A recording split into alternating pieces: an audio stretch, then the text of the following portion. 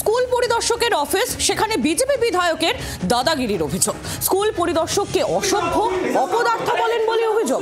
বিধায়ককে ঘিরে প্রতিবাদ অফিস কর্মীদের। পাল্টা অফিস কর্মীদের বিরুদ্ধে দাদাগিরির অভিযোগ করা হচ্ছে বিধায়কদের তরফে।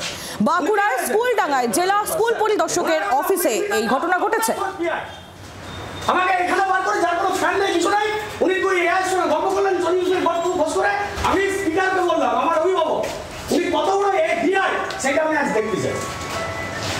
ন্যূনতম সকাল মধ্যে আমি একদম শিক্ষক প্রথমত এগুলো বাদ দেন, এখানে দেখো 24 মিনিট বস করে গেছে।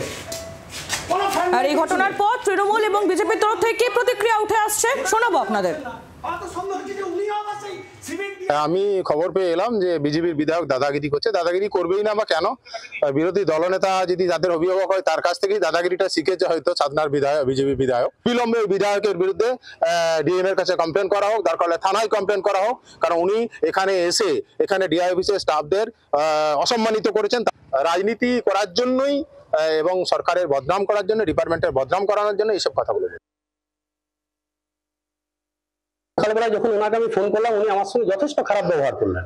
বললো ওইসব যা করার আপনি করুন, আমি এইসব দেবো না। তা বললাম স্যার টাইমটি যদি আমাকে গভর্নমেন্ট অর্ডারটা দেন। তো উনি বললেন আমার ডিআই এর মুখের কথা বিশ্বাস হচ্ছে না। আমি বললাম যে না, আপনি আমাকে স্যার অর্ডারটাই দিন। তো উনি আমাকে বললো আপনি বাইরে বসুন। বাইরে বসার পর এমন একটা জায়গায় বসিয়ে রেখেছে সেখানে কোনো ফ্যান নেই।